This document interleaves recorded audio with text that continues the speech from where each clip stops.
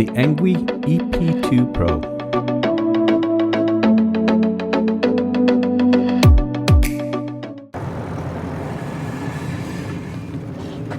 Hello everyone, welcome to Brian Unboxed. In this video, we're going to look at the Engwe EP-2 Pro electric bike.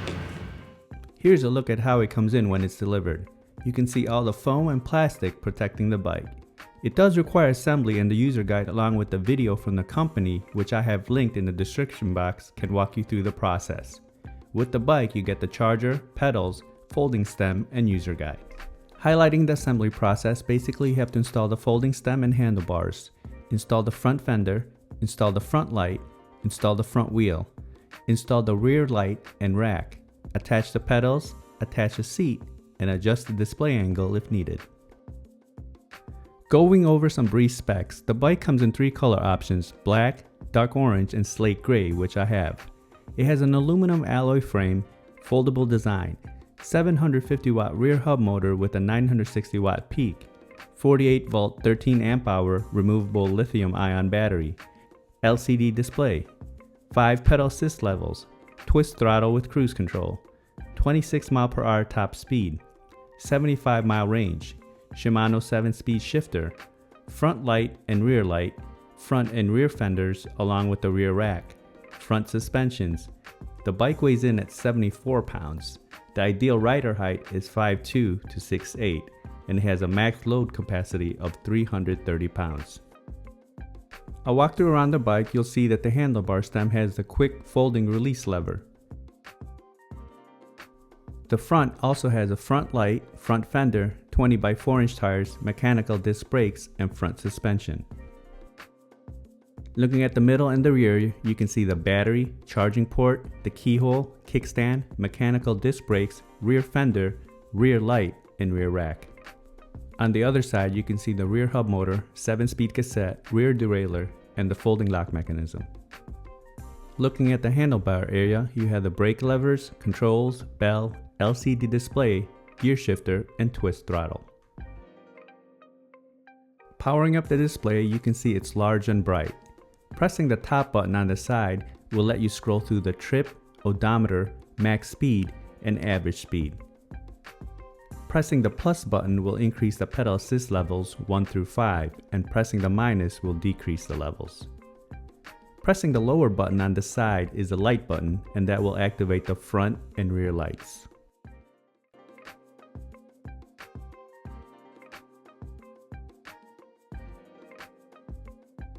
And finally, this has a walk assist feature. Just hold down the minus button for a few seconds until the walk assist activates. Now to fold the bike, basically you have this folding mechanism in the middle. So you want to push on this button forward and then pull the lever. And then just move the kickstand back.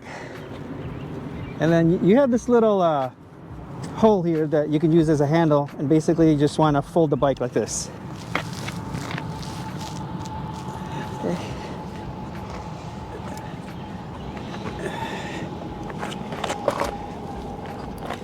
And there you go. And then the handlebar stem, same thing, just push the button forward, pull the lever down, and then the handlebars will fold down. So that's basically folding the bike, and then unfolding it is just a reverse operation. Now I'll show some footage of the bike in use. I'll test it out on rough terrain, show the different pedal assist levels, throttle, test the brakes, see how it does uphill, downhill, and then give my thoughts. Now I'm going to do the rough terrain test. I'm going to take it down this trail, which is pretty bumpy. Then I'm going to go on the grass and then into the sand over there. This does have front suspension forks with a lockout feature. Currently I have it open, so the front suspension should go to work. Okay, so let's see how it does. Here we go.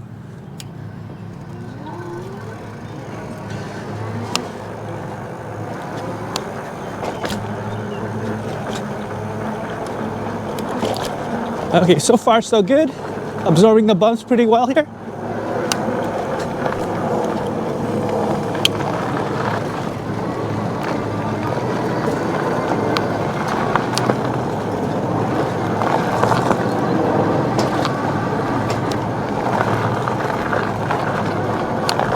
Okay, onto the grass. And then into the sand here.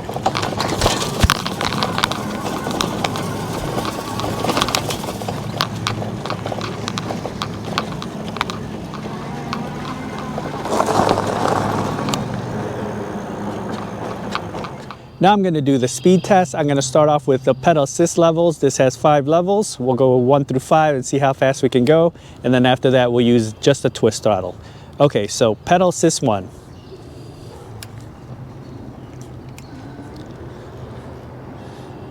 So about 5 and 6. Move into pedal assist 2. About 10 miles per hour. Pedal assist 3. You can feel the power a bit here. About 14. Pedal assist 4. About 19. And pedal assist 5.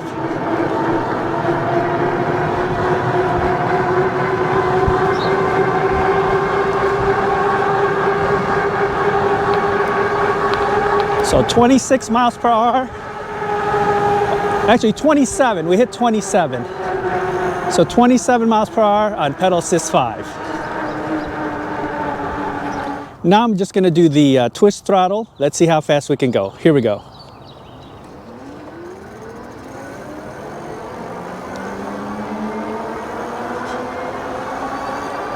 All right, we're at 18 miles per hour. 21.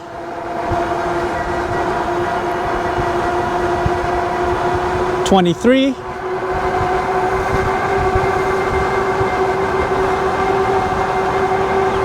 So it looks like we're topping off at about 25, 26. So 26 miles per hour with the twist throttle. Now I'll test out the brakes. I'll take it to max speed, and once I come into view, I'll hit the brakes and you can use the parking lines as reference.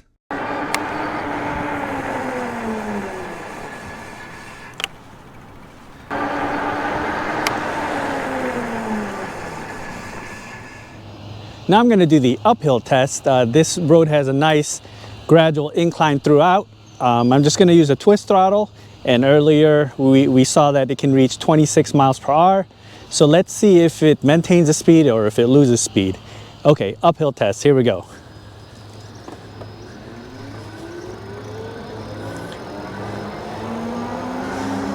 Now the motor is a little bit noisy once you're starting to accelerate, but it does level off.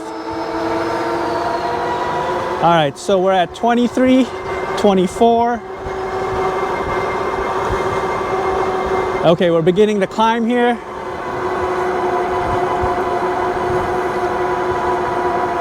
Losing a little bit of speed, roughly 22 and a half right now. Dropping to 21. All right, a little bit of a downhill here and then into the turn.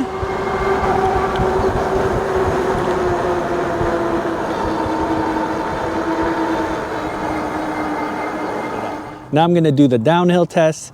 Let's see how it does. I'm gonna have to slow it down as we approach that turn because we're gonna definitely pick up some speed here. Here we go.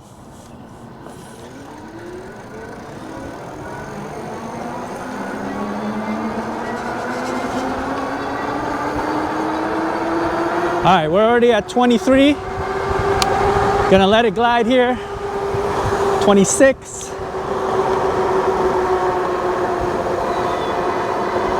All right, accelerating again. It's nice and smooth.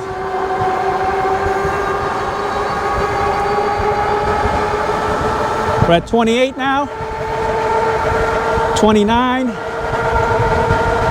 30.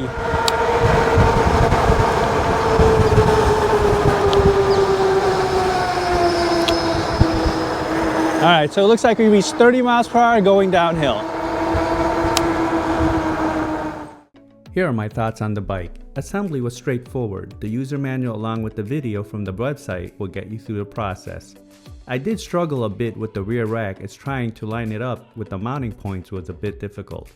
But other than that, everything else went smooth. The build and quality of the bike is solid. There's some good weight to it. It feels sturdy and durable. There were no scratches or imperfections with the paint, and I like the look of the slate gray.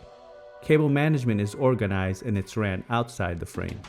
The fenders along with the rear rack are a plus and nice to have.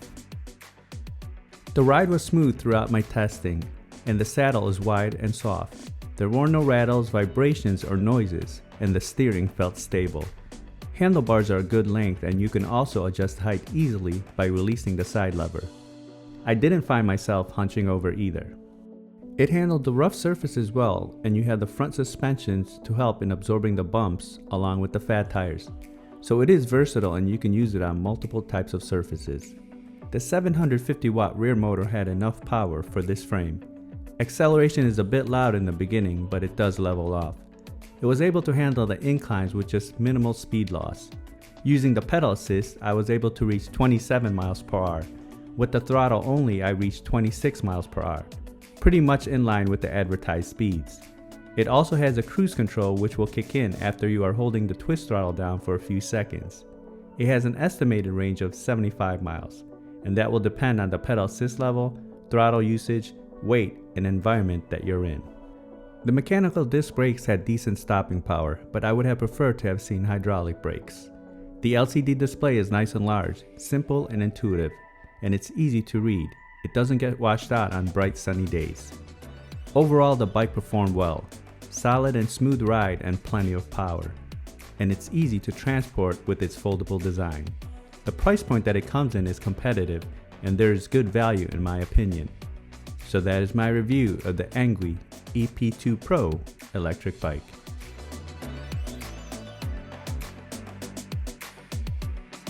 If you like my video, go ahead and hit that like button, and if you haven't subscribed yet, hit that subscribe button as well. Until next time, this is Brian Unboxed. Take care everyone.